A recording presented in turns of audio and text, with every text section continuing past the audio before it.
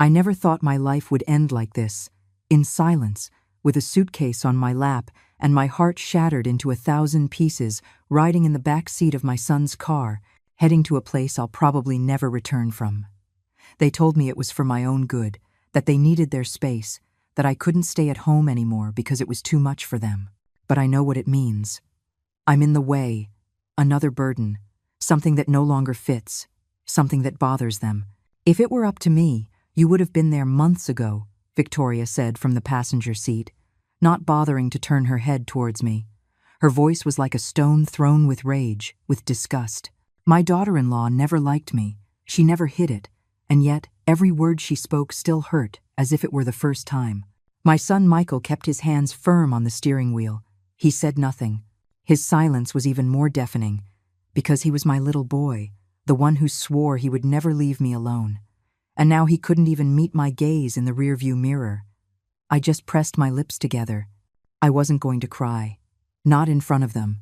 I wouldn't give them that victory. I stroked the rough fabric of the suitcase on my lap. That suitcase has more history than this house they bought together. That suitcase was with me when I crossed the country to give my children a better future, when I buried my husband, when I moved for the last time. And now, it will be the silent companion of my exile. As the car moved forward, the streets seemed to stretch out as if they knew the fate that awaited me. Outside, people walked by normally, oblivious to my tragedy. I wondered if anyone else had gone through the same thing, if other mothers were also discarded like a plant that no longer blooms. The place has gardens, Victoria added in a cold voice. And activities. It's not like we're abandoning you. That was exactly what they were doing. I swallowed the words that burned in my throat. If I spoke, I would scream. And I don't scream. I've put up with too much to fall into that. I just watched as the buildings were left behind, as my neighborhood disappeared from the rearview mirror. That house where I raised my children, where I embroidered their names on the towels, where I took care of my grandchildren when they were sick. Now it wasn't mine anymore. I no longer had a place there. 2 nights ago, I accidentally overheard Victoria talking on the phone. She thought I was asleep. She said she couldn't take it anymore, that I was interfering with her life, that I was ruining her peace of mind, that an old woman like me had no business being in her house. She said it just like that, with those words. Michael was there. He didn't stop her. He didn't correct her. He just said, "It's already decided." My son, my firstborn, the one who held my hand when he had a fever. Now he was organizing my exile. They made me pack. They didn't even let me choose what to take. Victoria opened the closet and started stuffing old clothes into the suitcase. She said I couldn't take many things. "There's no room for your junk at the nursing home," she muttered. She packed the photo from my wedding but forgot my medications. She put in my winter shoes but left out my photo album. She glanced at me and said, "The important thing is that you're warm," as if the cold I felt was on the outside and not on the inside. Lily, my granddaughter, was the only one who hugged me that night. She told me she loved me, that she didn't understand why they were doing this. Victoria scolded her for sticking her nose where it doesn't belong. Michael didn't say a single word. His cowardice hurt me more than anything. During the drive, Victoria wouldn't stop talking. She described the place as if it were a hotel, that it had a dining hall, that the caregivers were kind, that there would even be other grandparents to socialize with.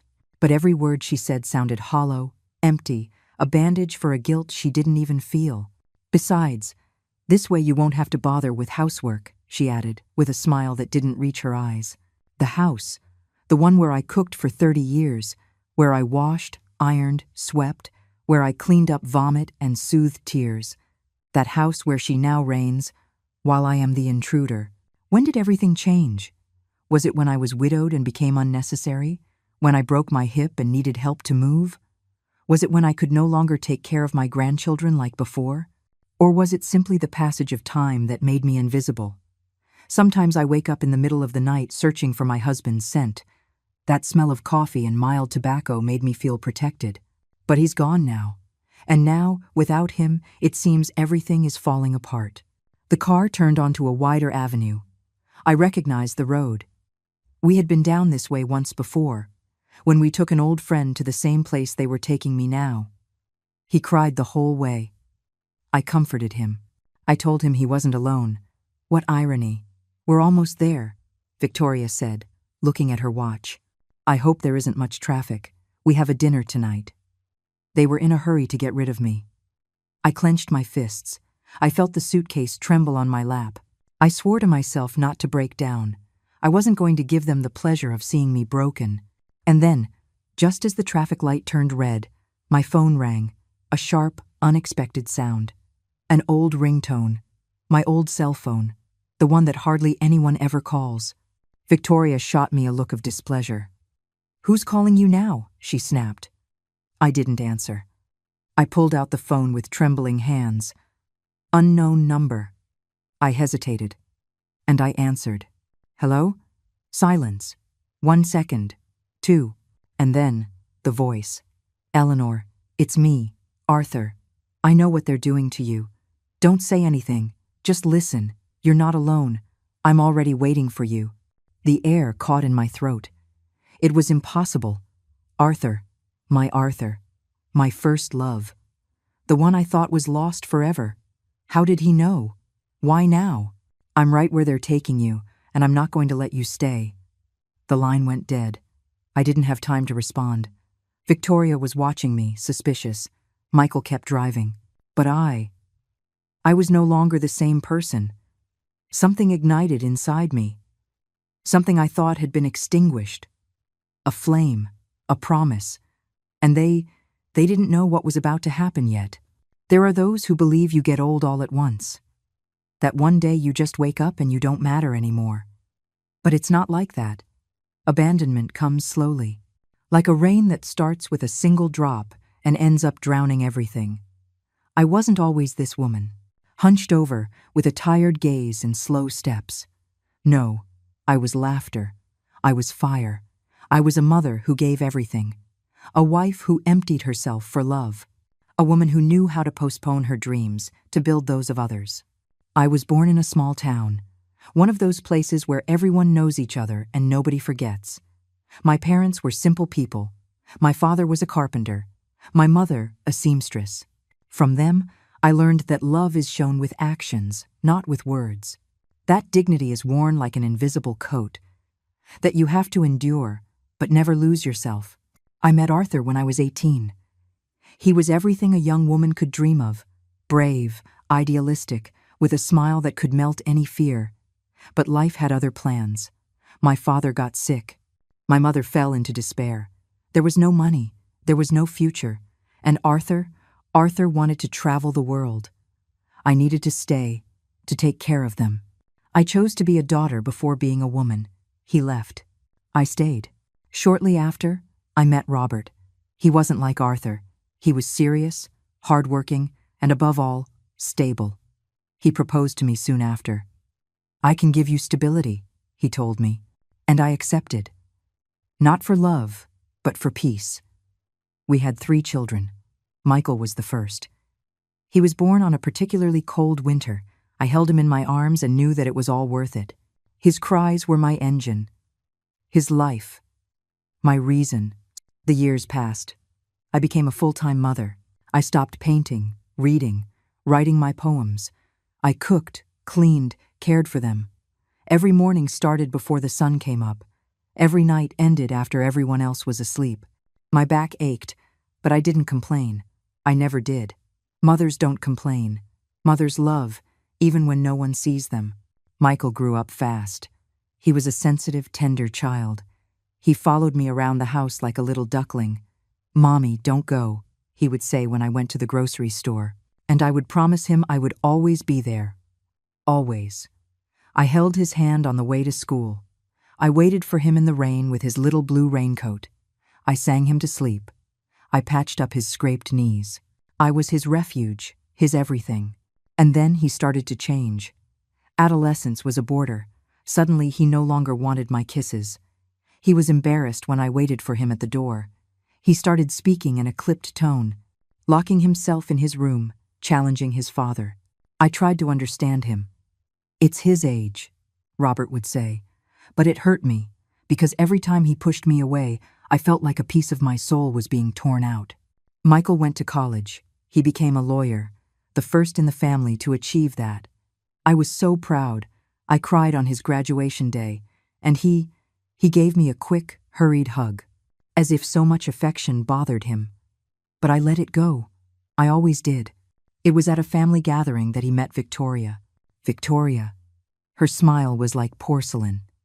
Perfect. Her gaze, sharp. From the very first day, I noticed something about her. A kind of contempt disguised as politeness. She spoke to me as if I were a maid. She corrected me in public. She referred to me in the third person when talking to Michael. Your mother shouldn't have an opinion on this. Your mother always dramatizes everything. At first, Michael defended me. He told me I was exaggerating, that it was just her way. But I saw beyond that. I saw how she judged me, how my presence annoyed her, how she came between my son and me. Every conversation with her was a minefield. One night, while we were having dinner, Victoria dropped a comment as if in passing. When we get married, we'll need the guest room for a home office. The guest room was my room. It was clear she didn't want me around. And Michael just smiled. After they got married, everything accelerated. I went to live on my own for a while. I was still working, babysitting, but the loneliness was heavy. So, when I fell down the stairs and broke my hip, Michael insisted I come live with them. This way we can take care of you, he said. But it wasn't care that I found. It was surveillance, criticism, conditions. Victoria imposed rules. Don't go into the kitchen without letting us know. Don't interrupt when we have guests over. Don't give the kids candy. Don't spoil them so much. You're ruining them. I became a shadow, a nuisance in a cotton housecoat. Still, I kept cooking. I made them their favorite dishes. I washed their clothes. I cared for my grandchildren with love, even when Victoria forbade it, because that was my instinct, to give, even when it hurt. Even when no one was grateful. One day, I heard Michael arguing with Victoria. She was demanding that they take me to a nursing home, that it was time, that her life was stagnant, that she couldn't keep living with an old woman who judges everything. And he didn't say no, he just asked for a little more time. The next week he started bringing home brochures, assisted living facilities, just in case, he'd say, but his eyes avoided mine. I knew he had already decided. Then Christmas came. I cooked all day. I made rolls, turkey, stuffing, eggnog. I set the table with care. I put on the sweater my granddaughter Lily gave me. I waited. And when they arrived, they didn't even look at me. Victoria inspected the table and said, "Too much fat. This isn't healthy for the children." Michael said nothing. That night, while they made a toast, I sat alone in the kitchen, and I cried for the first time in years. Not because of what they said, but because of what they didn't say, because I was no longer a part of it, because I was no longer seen. And that's when I knew. My place was no longer in that house. From that Christmas on, everything in me began to change. Something died that night, something that had kept my back straight for years, even in the worst of times. I woke up every morning feeling like I was in the way at home, like an old piece of furniture that no one dares to throw away out of respect. But that gets in the way. Victoria didn't even pretend anymore. She ignored me deliberately. If I spoke, she would get up. If I entered the living room, she would leave. She told the children not to spend much time with me, not to listen to me if I told them weird stories. Weird stories. That's what she called them. The tales I used to make up to help them sleep. The same ones that made Lily laugh when she was little. The same ones that filled Michael's childhood with magic. The days became monotonous, repetitive, painful. I walked through the house like a shadow. I heard laughter behind closed doors, footsteps that stopped when I passed by. My hands kept cooking, cleaning, looking after the grandchildren when Victoria went to the gym or to lunch with her friends. But it was as if I didn't exist. Sometimes I found myself wishing I would get sick, just so they would have to look at me, so they would be forced to see me. But life didn't even grant me that. My body, though tired, kept holding on. My thoughts, however, were beginning to turn darker. One day, Victoria organized an important dinner. Some of Michael's business partners were coming over. She asked me in her icy tone to please stay in my room. It's not personal, Eleanor. It's just, they're important people, and we need everything to look professional. Professional, as if my presence would tarnish her catalog. Perfect house. I locked myself in my room, of course, like a punished child. I heard the laughter from behind the door, the toasts, the quick footsteps. And me, alone, in my floral housecoat with a cup of cold tea. That night, I wrote in my journal, something I hadn't done in a long time. I'm becoming invisible, I noted. Every day I see myself less in their eyes. Every word they don't say to me erases me a little more. Victoria started leaving clues. She left brochures on the kitchen counter with names of residences. Recreational activities for senior citizens, they said. One day, she even brought an empty cardboard box and left it in my room. For when you want to start packing, no rush, of course, she said with a tense smile. Michael seemed absent. He didn't hug me like he used to. He didn't ask how I was feeling. He would just greet me from a distance, with a hurried, "Hi, Mom," before going up to his office to work. When I tried to talk to him, he would get distracted by his phone. "We'll talk later, Mom. I'm swamped with 1,000 things." One afternoon, Lily came looking for her school backpack. She came into my room without knocking, like she used to when she was younger. She hugged me without saying a word. I felt that something in her was broken too.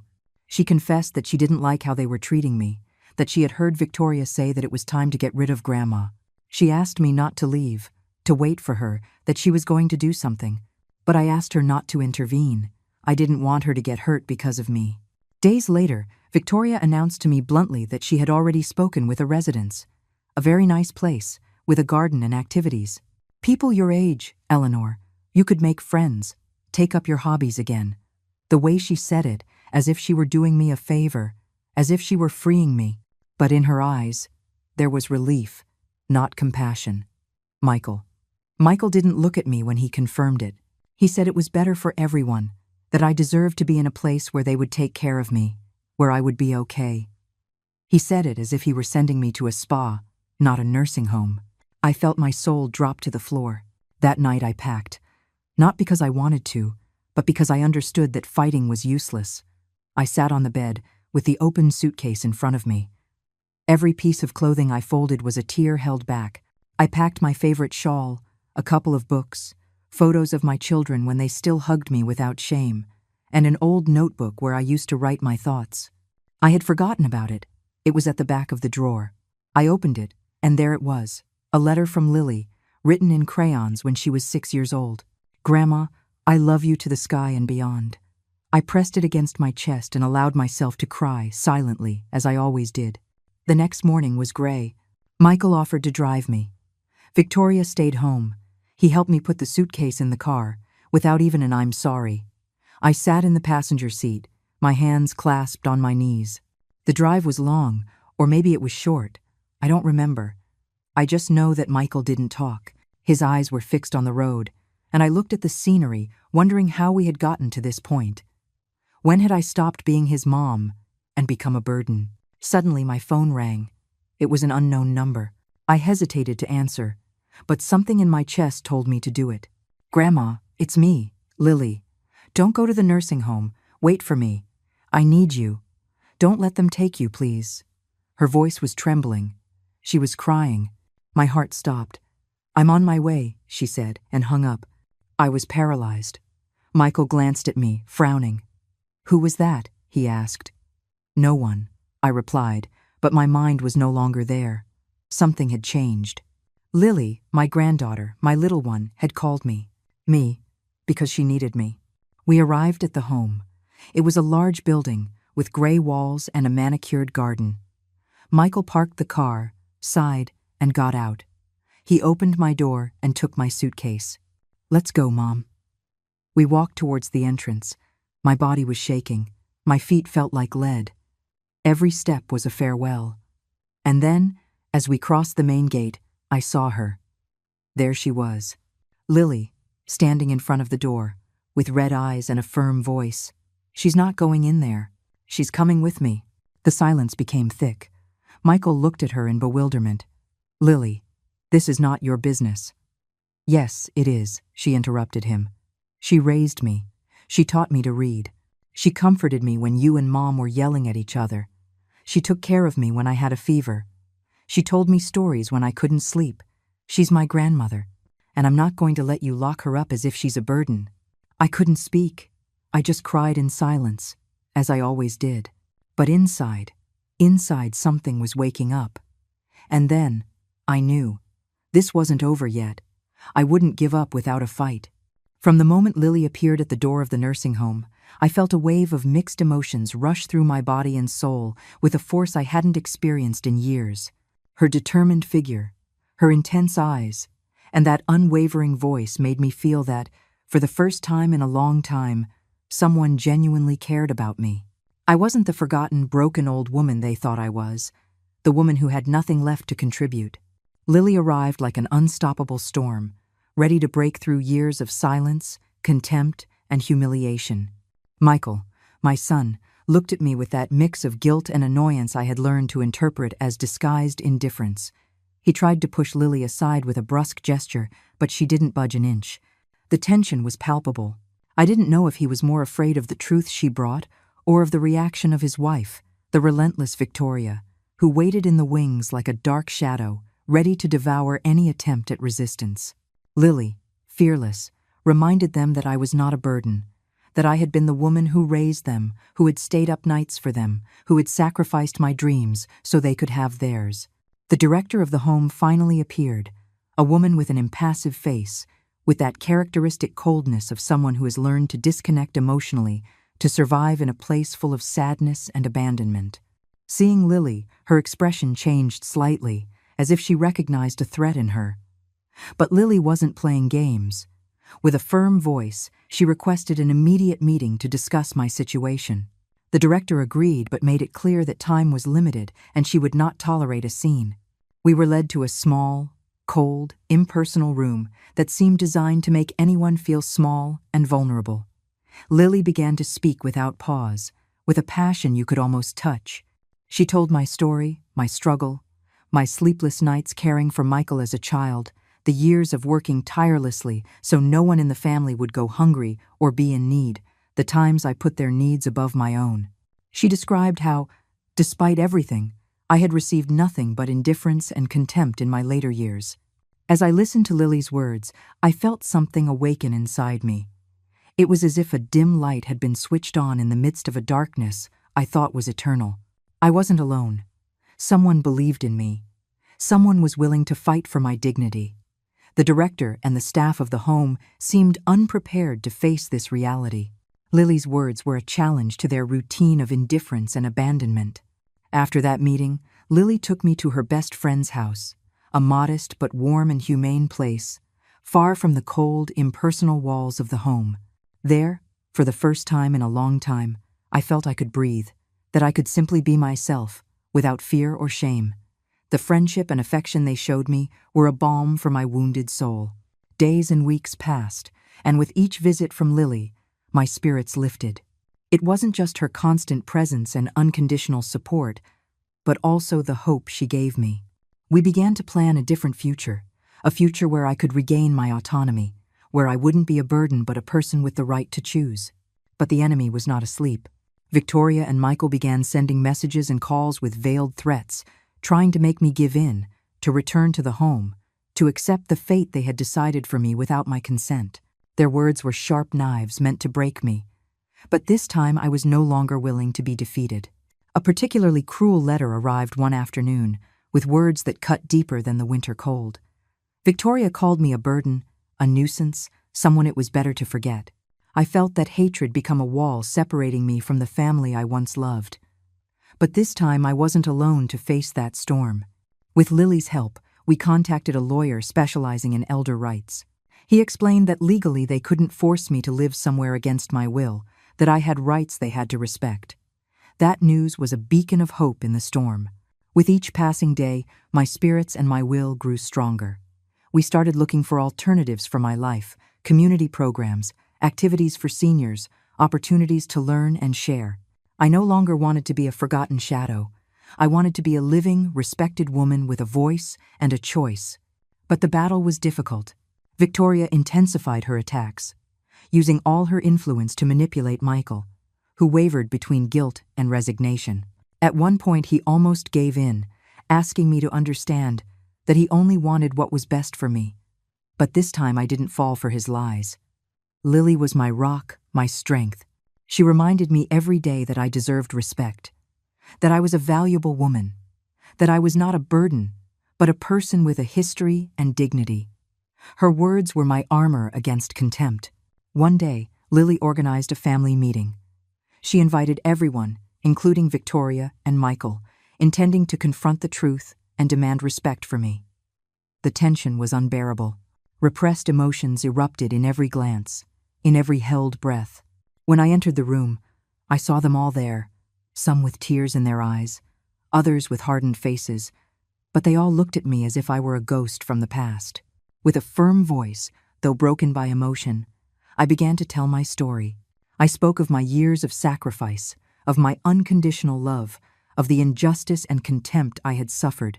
I told them I deserved respect, that I would not accept being treated like a disposable object, that my dignity was sacred. The silence that followed was heavy, uncomfortable, filled with regret and truth. Some cried, others looked down, and Lily squeezed my hand tightly, conveying the pride and love she felt for me. For the first time in a long time, I felt my voice was heard, that my story had a place. That night, I slept with a peace I hadn't felt in years. I knew the fight wasn't over, but now I had the strength to go on. The dignity I thought I had lost was beginning to be reborn, fueled by my granddaughter's love and my own unbreakable will. After that meeting, which seemed to open a small crack in my family's wall of indifference, I thought things would start to change. But reality soon showed me that the battle I faced was much crueler and more complicated than I imagined. The villain of this story, Victoria, was not willing to give an inch.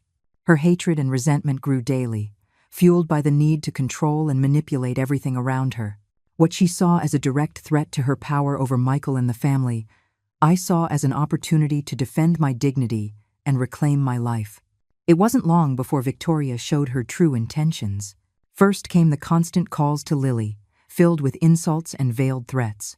Then came the messages, written with sharp words, accusing us of being liars, of trying to destabilize the family, of destroying Michael's reputation. But the most painful part was when, from the shadows, she began to pull strings to start legal proceedings against me, claiming mental incapacity and danger to myself, trying to take me back to the nursing home, this time with court orders. That's when I understood that the fight would not only be emotional, but also legal. Lily and I found ourselves entangled in a maze of paperwork, lawyers, documents, and hearings. I felt the world was crashing down on me, but there was something burning inside me, a flame that refused to go out. I couldn't let Victoria win, not after everything I had endured. The lawyer who supported us was crucial. His experience and knowledge were like a beacon in the darkness. He explained that the law was on our side, that as long as I was able to express my will, no one could force me to live somewhere against my wishes. But he also warned us that Victoria would use all her tricks to manipulate the system and make me seem weak or incapable. The hearings were terrible. Feeling judged as if I were a rebellious child or an incompetent old woman was humiliating. Victoria was present at all of them, with that bitter smile and calculating gaze, ready to destroy me. Michael, who at first seemed to be in the middle, gradually drifted away, letting his wife handle everything. However, there was a decisive moment that marked a before and after. During one hearing, one of my grandsons, Cody, burst in unexpectedly. Cody was always different, the rebel of the family, the one who didn't fit into Victoria and Michael's rules or impositions. With a firm voice and eyes full of tears, he took the stand and spoke about the love and respect he felt for his grandmother. He told stories no one else dared to remember, moments when I had been his refuge, his comfort, his inspiration. It was a testimony that moved even the judge. Victoria's expression turned to one of contained rage, but she couldn't stop Cody's words from hitting home. That intervention was key for the judge to rule in my favor, recognizing my capacity and right to decide about my life. But the fight didn't end there. Victoria intensified her maneuvers, using emotional blackmail and manipulation to try to break my will. Michael became a divided man, trapped between loyalty to his wife and love for his mother. Sometimes he would ask me to give in, to do it for them, for the family, but I could no longer back down. In those dark moments, Lily was my pillar. Her constant presence, her unconditional support, and her courage gave me strength to continue.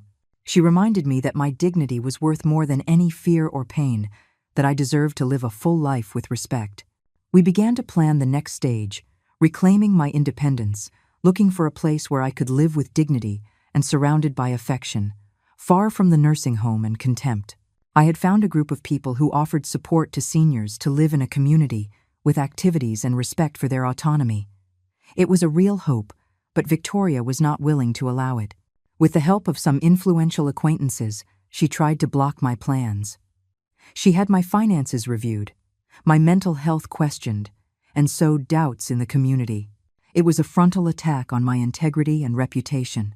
I felt the shadow of defeat lurking, but then something unexpected happened. An old friend from my youth, James, appeared in my life. A wise and generous man who had been a pillar in my past and now became a crucial ally. His support was unconditional. He offered me his home to live in temporarily and helped me gather evidence and testimonies that proved my strength and capability. With James by my side, I felt strengthened. I not only had a refuge but also a companion who believed in me and fought with me.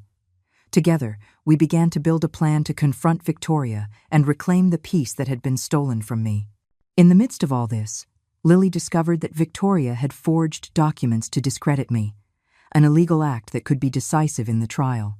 With that evidence in hand, we filed a formal complaint, a strong blow that put Victoria and her strategy in check.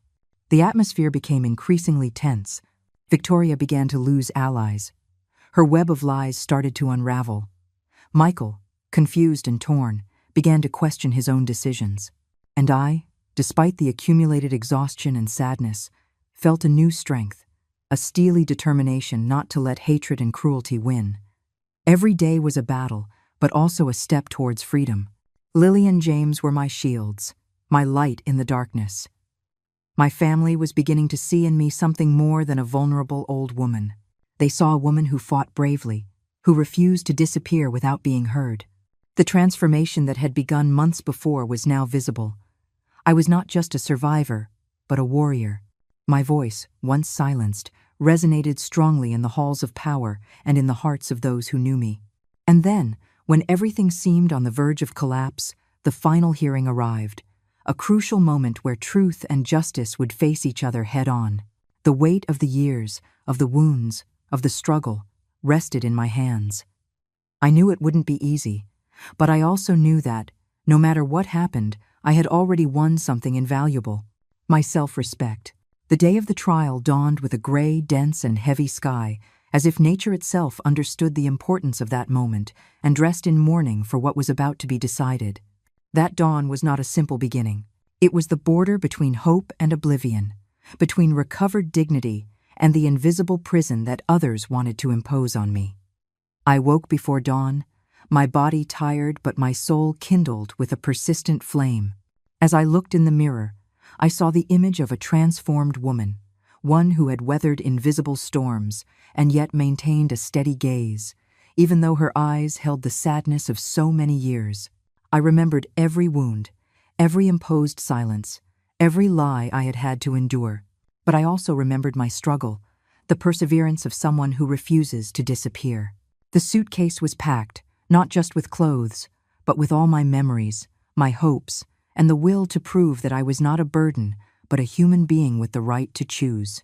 The metallic sound of the zipper as it closed was like the closing of one chapter and the beginning of another, one in which I would finally have the chance to be heard. Upon arriving at the courthouse, the atmosphere was almost oppressive. The courtroom was filled with faces that seemed to judge me even before I spoke. I could feel Victoria's presence, lurking and venomous, with her mocking smile that sought to break me and Michael's cold indifference that pierced me like an invisible dagger. The judge, an older man with a stern look, ordered the hearing to begin, and the silence became absolute, like a heavy cloak covering every word that would be spoken next. Victoria's lawyers deployed an arsenal of cold and calculated arguments, painting me as an incapable, disoriented old woman. A woman who had lost her mind and who posed a risk not only to herself but also to the family. Their words were knives seeking to open the wounds of my past to show me as a helpless victim. But what they really wanted was to take away my freedom. Each phrase echoed in my ears like a cruel taunt, but I stood my ground, my breathing controlled, and my heart pounding, aware that I had to respond with truth and strength. When my turn came, I stood up with the certainty that this was my most important battle. My voice trembled at first, but it soon became firm and clear. I spoke from the bottom of my soul, telling my story without embellishment, with the honesty of someone who has suffered and loved with equal intensity. I recounted the years of sacrifice, the endless nights caring for my children and grandchildren, the tears that no one saw and that I carried in silence. I described Victoria's betrayal, her lies, her manipulations, and how she had tried to separate me from my family to control my life. I spoke of my desire to live with dignity, with autonomy, to be the master of my own destiny, and not to be reduced to a disposable object. Then, in the midst of that charged atmosphere, an unexpected voice emerged. Cody, my grandson, took the stand, and with a sincerity that moved everyone, he told his truth. He spoke of the happy moments we shared, of how he had seen Victoria's injustice and manipulation, and of his unconditional love for me. His testimony was a ray of light that pierced the darkness of the courtroom, an act of bravery that seemed to awaken something dormant in the hearts of those listening. I saw in his eyes the reflection of renewed hope, and his support was the shield I needed to remain firm. Victoria, finding herself cornered, tried to react with desperation, but her words sounded hollow and weak. Michael, who had remained silent until then, finally broke his silence, expressing regret and his support for my right to decide my own life. This unexpected alliance gave me renewed strength. The judge called a recess to deliberate, and during those minutes I felt the tension grip the room. Outside, James and Lily were waiting for me. Their gazes, full of anxiety and hope, were my support in the midst of the storm. When the judge returned, the silence was absolute. He began to read the verdict, and every word he spoke seemed to release invisible chains that had kept me trapped for so long. He recognized my full capacity to make decisions, dismissed Victoria's lies and manipulations, and ordered that my autonomy be respected. It was a victory that transcended the legal. It was an acknowledgement of my humanity, of my inalienable right to live with dignity and freedom. I couldn't hold back the tears, but this time they were tears of triumph and liberation. Leaving the courthouse, the weight I had carried for years vanished for a moment. The crowd was dispersing, but I felt the invisible embrace of everyone who had believed in me. However, I knew that the real battle was just beginning. Victoria did not accept defeat and began to weave a web of slander, lies, and blackmail. She tried to alienate my friends and neighbors, sowed discord and resentment, and used every resource at her disposal to sabotage my new life. But I was no longer the fragile, lonely woman they had tried to portray. With the unwavering support of Lily and James, I faced each attack with patience and courage. Little by little, I rebuilt my confidence, found within myself the strength to move forward, and learned to surround myself with people who valued and respected me. I immersed myself in the community, in activities that filled my soul and allowed me to reconnect with life. I wrote my memoirs, a way to exorcise the ghosts of the past and give voice to my story. I met new people who taught me that old age is not a sentence but an opportunity to be reborn and reinvent oneself. Even, unexpectedly, love knocked on my door again, in a different, more profound and liberating form. Every day was a test, a challenge, but also a victory. Every dawn found me stronger, more confident, more alive. Finally, I arrived at the place I had always dreamed of. A community where old age was respected, where stories like mine were heard and valued. There I closed the door on my past with a sigh of relief and hope. I had won the most important battle, that of my dignity, of my soul. I knew that whatever happened, I would never allow anyone to decide for me. The future awaited me, uncertain but mine, to be lived with the freedom I had fought so hard to regain. After everything I had been through, the feeling of freedom was a fire burning in my chest, a flame that no one could extinguish. It wasn't just a physical liberation from that nursing home where they had wanted to lock me away like a forgotten object or a burden, but a deep inner freedom that can only arise when you decide to leave behind the fear, humiliation, and sadness accumulated over so many years. It was as if a heavy chain broke and fell to the ground, echoing with a dull thud that made me tremble with emotion and disbelief. Was I really free? Could I start over? Yes, I could. But this freedom wasn't easy or sudden. It was the result of a long and silent battle against the shadows that had haunted me. The call I received on the way to the nursing home, the one that interrupted the destiny they had planned for me without my consent, was the beginning of something no one expected. When I answered, I heard the trembling and repentant voice of my son Benjamin, who revealed that, after years of silence and resentment, he had decided to find me. It wasn't just a call to prevent me from being institutionalized, but a genuine attempt at reconciliation, an act of bravery that moved me to my core. He told me he had realized the injustice of his actions and wanted to amend the damage he had caused me. It was a moment of confusion and hope, a mix of emotions that paralyzed me and filled me with questions. When I arrived at the nursing home, I didn't find the loneliness or coldness I had imagined. Instead, I saw Benjamin waiting for me, his eyes full of tears and the expression of someone who has learned to value what they lost too late. That encounter, so unexpected and so longed for, was a turning point in my life. I felt time go backward and forward at the same time. We looked at each other without words at first, with the weight of so many accumulated years between us. But in that heavy silence, there was also the promise of a new beginning. I could see in his eyes sincere regret and a genuine desire to rebuild what we had destroyed. The following days were a mix of reconciliation and reconstruction. Benjamin and I had long conversations in which we brought to light the open wounds, the painful silences, and the words that were never said. We acknowledged our failings, his mistakes and mine, but above all, we decided not to let the past define or separate us forever.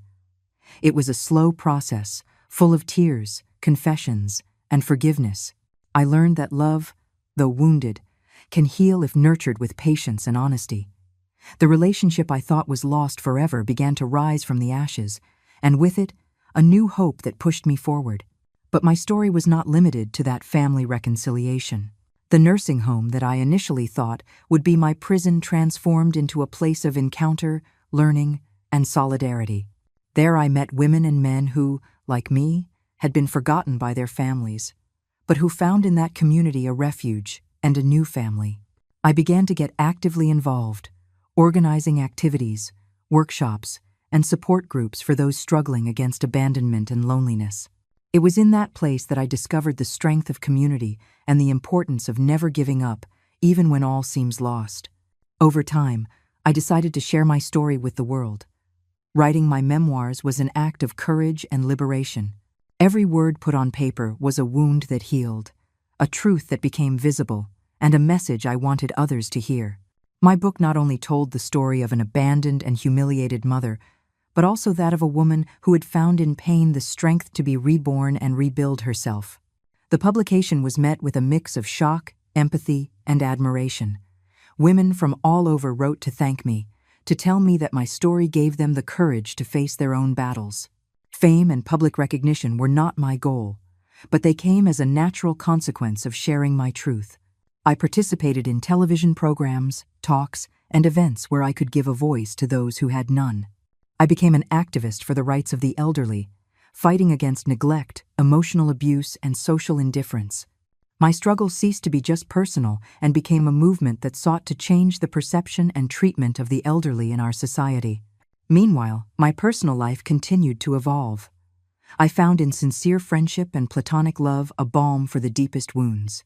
I didn't need a prince to rescue me, but people who accepted me with my virtues and flaws, who accompanied me unconditionally. I learned to love myself, to value myself, and to enjoy solitude as a sacred space where I could connect with my essence and my dreams. The inner peace I achieved was, perhaps, the greatest triumph of all. One of the most significant experiences was the public testimony of my granddaughter Sophia, who during the trial for my autonomy and dignity spoke with an honesty and affection that moved everyone. Her courage in defending me, in confronting her mother's cruel indifference and advocating for me, was an act of pure love that showed that change was possible even in the midst of the most painful family conflict.